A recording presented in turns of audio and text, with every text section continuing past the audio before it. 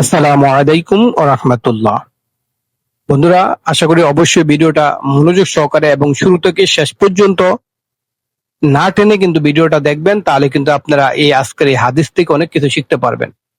আসলে অনেক সময় অনেক কথা বলি, কিন্তু এই গতকালকে এই হাদিসটা আমি শুনছি।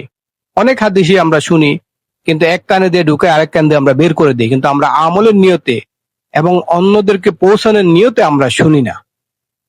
হাদিসটা হলো যে একবার হুজুরে পাক সাল্লাল্লাহু আলাইহি ওয়াসাল্লাম এক বাজার থেকে ধরেন একটা ওট ক্রয় করলো।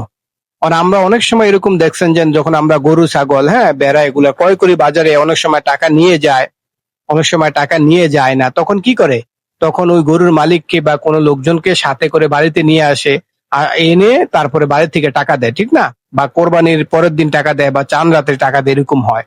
একবার হুজুর পাক সাল্লাল্লাহু আলাইহি ওয়াসাল্লাম যেন একটা ওট কিনছে বাজার থেকে, বা ধরেন যেটি হোক একটা পশু কিনছে। পশু কিনে যখন বাড়িতে নিয়ে আসছে, ধরেন 100 টাকা, মনে করেন আমি উদাহরণ দিলাম, 100 টাকা দিয়ে একটা ওট কিনছে। এখন হুজুর পাক সাল্লাল্লাহু আলাইহি সাল্লাম ওই ওট এবং ওই লোককে বাইরে দাঁড়া করিয়ে হুজুর পাক সাল্লাল্লাহু আলাইহি সাল্লাম ঘর থেকে ধরেন ওই 100 টাকা আনার জন্য গেছে। এই ফাঁকে দিয়ে ওই ইহুদি যে মালিক ছিল, গরুর মালিক, উনি হলো মানে ওটার মালিক ছিল ইহুদি।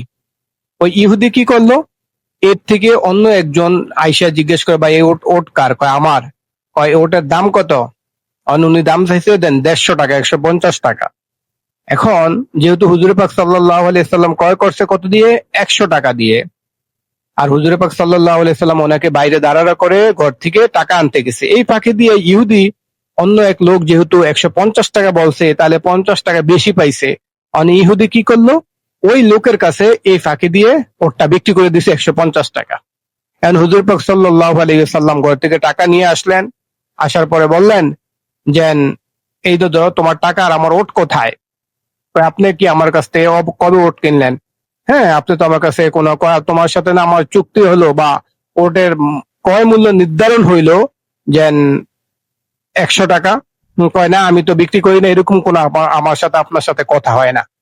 এখন এরকম করতে করতে অনেক সময় দেখবেন আমরা একজনের সাথে আরেকজন যখন তর্ক টর্ক করি, তখন আশেপাশে মানুষ সব ভিড়ে যায়। এরকম অনেক মানুষ সাহাবীরা ভিড়ে গেল। তখন কারণ কি, ইহুদিদের তো কোনো ইয়া নাই, তাদের টাকা দরকার, প্রচুর টাকা।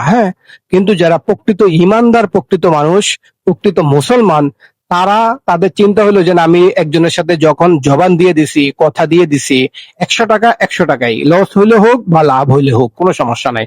যেহেতু আমি একজন মুসলমান, যখন একজনের সাথে কথা দিয়ে দেয়, তাহলে আর এর থেকে যদি বেশি দামও কেউ আইসা বলে, তার ওটা বিক্রি করা জায়েজ নাই। কারণ কি, সে অলরেডি একজনের সাথে কথা দিয়ে দিছে। এখন ইহুদিরা তো এগুলা মানে না, এগুলা তো তারা মানবেও না। সে যে জায়গায় বেশি দাম পাইছে ওই জায়গায় বিক্রি করে দিছে। হুজুর পাক সাল্লাল্লাহু আলাইহি সাল্লাম যখন টাকা আনতে গেছে, এই ফাঁকি দেশে বেশি পাইছে, এই ফাঁকি দেশে কি করছে? ওটা বিক্রি করে দিছে। এখন হুজুর পাক সাল্লাল্লাহু আলাইহি সাল্লাম ওনার সাথে তর্ক করতেছে, কয় তুমি, তোমার সাথে তো আমার নির্ধারণ হলো মূল্য 100 টাকা, আমি তো টাকা আনতে গেছি, তুমি এটা এখন এই ফাঁকি দিয়ে ওট কি করছো? অন্য কাজে, অন্য মানুষের কাছে বিক্রি করে দিছে। এরকম কথা কথোপকথন হইতেছে।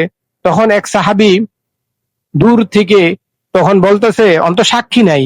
কারণ বাজারে যদি ওটা কিনতো বা টাকা দিত, তাহলে কিন্তু সাক্ষী থাকতো, কিন্তু অনেক বাড়িতে তো এখানে আর কোনো সাক্ষী নাই। এক হলো ওটার মালিক, আর দুই হলো হুজুর পাক সাল্লাল্লাহু আলাইহি সাল্লাম, এই দুইজন ছাড়া তো কেউ সাক্ষী নাই। তখন ওই সাহাবী এই কথোপকথন দেখা তখন বলতেছে, আমি হুজুর পাক সাল্লাল্লাহু আলাইহি সাল্লাম যেন এই ওনার কাছে ওটার মূল্য 100 টাকা নির্ধারণ করছে এবং কিনছে, এটা সাক্ষী আমি হয়ে গেলাম।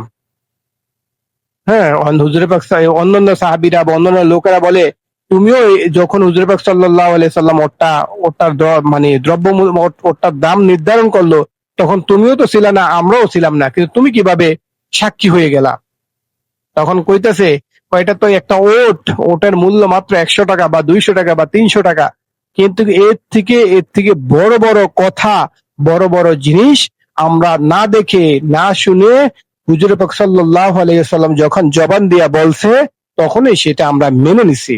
আমরা আল্লাহকে দেখি না, জান্নাত জাহান্নাম দেখি না, কবরের আযাব দেখি না, তারপরে হুজুর পাক সাল্লাল্লাহু আলাইহি ওয়াসাল্লাম বলছে যে আখিরাত আছে, জান্নাত আছে, জাহান্নাম আছে, তারপর আমরা না দেখে এক আল্লাহকে বিশ্বাস করছি, জান্নাত জাহান্নামের উপর বিশ্বাস করছি না দেখে। এই জন্য হুজুর পাক সাল্লাল্লাহু আলাইহি সাল্লাম যেন বলছেন যে না, ওনার সাথে উনি ওটা ওটা 100 টাকা দিয়ে কিনছেন, ওটা আমরা না দেখে এর থেকে বড় বড় জিনিসও আমরা বিশ্বাস করে ফেলছি।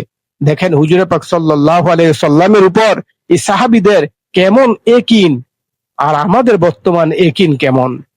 এই জন্যই তাদের মধ্যে আমাদের পার্থক্য আসমান পাতাল অনেক পার্থক্য। তারা দুনিয়াতে জান্নাতের টিকিট পাইছে। 10 জন সাহাবী আমরা জানি দুনিয়াতেই তারা জান্নাতের টিকিট পাইছে। আমরাও নামাজ পড়ি, তারাও নামাজ পড়ে। তারা তাদের নামাজের মাধ্যমে আসমান থেকে খাবার আনছে, তারা তাদের নামাজের মাধ্যমে আকাশ থেকে বৃষ্টি আনছে।